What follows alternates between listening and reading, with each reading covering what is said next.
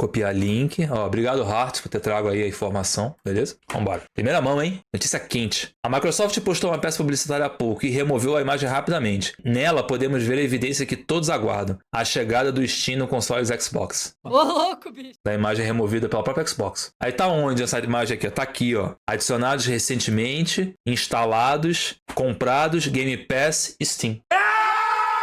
Isso aqui, aparentemente, é o aplicativo... Cara, se essa for a tela dele também, pô, tá bonito. Rapaz, olha só. Aqui tem como ver ele sem muitas barreiras. Aqui no cantinho, ó. Ó, os jogos ficam aqui instalados aqui no canto. Aí vai ter o seu perfil aqui em cima, né? Vai ter os jogos aqui, as configurações. Isso aqui deve ser algum... Não consigo reconhecer o que é isso aqui. Busca. Também não consigo reconhecer o que é isso aqui. Então, Vini, ó, quem tá aqui no canto aqui, ó. O Sirius aqui no canto. Então, ou seja, esse aqui provavelmente vai ser a próxima reformulação da dashboard do Xbox. Para quem não se recorda, quando a Microsoft lançou o sistema operacional do Series, né? Ela lançou no One primeiro, ficou um tempinho no One, depois quando o Series lançou, ele já veio com a dashboard antiga. Então, provavelmente, a gente vai ver essa introdução no Series, né? Essa dashboard no Series, provavelmente também no One em algum grau, né? Com algumas limitações, igual já tem hoje também, tem algumas limitações, esse fundo temático, não tem no One. E aí, na próxima geração, provavelmente essa aqui vai ser a dashboard também, e aí vai ter full compatibilidade com as coisas. A gente vai ter que ver como que vai ser a integração disso daqui, quais jogos que vão, quais jogos que não vão. Porque eles botaram aqui, ó, recentemente adicionados. Beleza. Aí todos os jogos que estão aqui na tela estão jogos que são no Xbox, né? Tem o Hellblade aqui atrás, o Age of Empires 4, Flight Simulator, os dois Forzas, Cobalt, né, pra galera do 1000G.